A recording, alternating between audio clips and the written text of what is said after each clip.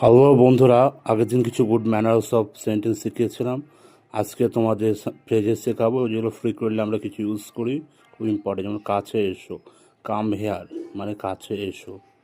চুপ থাকো, keep quiet মানে চুপ থাকো।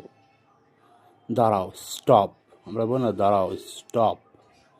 নেমে যাও, গেট অফ মানে কোনো কিছু জায়গাতে নেমে যাও, গেট অফ। আমি এক্ষুনি আসছি, জাস্ট কামিং মানে এক্ষুনি আসছি, আমি জাস্ট কামিং। সোজা যাও, গো স্ট্রেট মানে সোজা যাও।